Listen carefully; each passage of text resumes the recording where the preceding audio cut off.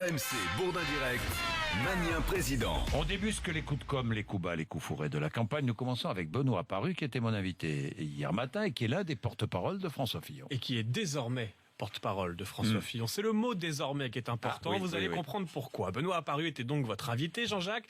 Il a par exemple défendu la mesure phare de François Fillon, supprimer 500 000 postes de fonctionnaires. Oui, il faut réduire le nombre de fonctionnaires en Alors, France. 500 000, est-ce possible? Je crois que c'est difficile à faire, mais je pense que c'est possible. Voilà, 500 000 postes en moins, c'est possible, dit le porte-parole. Difficile, mais possible. Problème, il y a à peine un mois, il était encore porte-parole d'Alain Juppé. Et que disait-il de cette fameuse promesse à l'époque? Les fameux 500 000 fonctionnaires. Voilà la mesure qui est la pierre angulaire de son programme économique. Eh ben, c'est pas possible. Voilà, c'était impossible pendant la primaire, c'est possible aujourd'hui. Faut faire preuve de souplesse en politique. Oui, Benoît Paru qui va devoir accorder ses violons avec les autres porte-paroles de François Fillon. Oui, je crois qu'ils sont 6 en tout. Oui, et du coup, il va falloir que tout le monde reçoive le même mail. Par exemple, hier matin, quand vous l'avez interrogé, Jean-Jacques, sur les liens entre la politique migratoire de l'Allemagne et le terrorisme, voilà ce qu'il vous a répondu.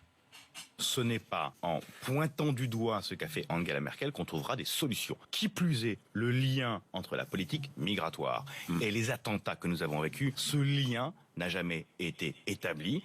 Pas de lien entre flux migratoire et attentat, nous dit le porte-parole de François Fillon. Problème, au même moment, sur une autre antenne, un autre porte-parole de Fillon, Bruno Retailleau, dit exactement l'inverse. On sait maintenant qu'Angela Merkel a fait une erreur lorsqu'elle a ouvert toutes grandes ses frontières. Il faut être capable de tenir les frontières, parce que là encore, on voit bien que ça peut être le pire. Voilà, l'inverse de Benoît Paru. Il va falloir se coordonner un peu plus au sein de la team Fillon. Le chiffre du jour, 117. C'est le nombre de personnes qui apparaissent au sein de l'organigramme de campagne de Vincent Peillon. Mais oui, on s'est moqué de l'armée mexicaine constituée par François Fillon pour sa campagne. Mais Vincent Peillon réalise une très belle performance. 117 personnes qui vont travailler sur cette campagne qui durera 3 semaines. Alors si chaque membre de l'équipe fait une seule proposition, Peillon aura le programme le plus fourni de l'histoire de la Ve République. Et à l'Élysée, les conseillers préparent leur carton, dites-moi. Et le recasage du jour concerne le conseiller politique de François Hollande, Vincent Feltès.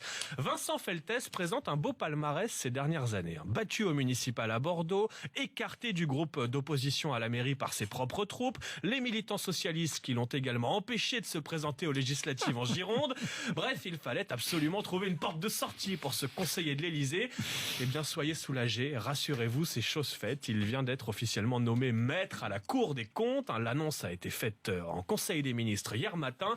Un beau cadeau de Noël qui écorne un peu plus la promesse du candidat Hollande d'une République exemplaire. Merci Charles Magnien, c'est un plaisir tous les matins. 8h25, Dominique de Villepin sera avec nous dans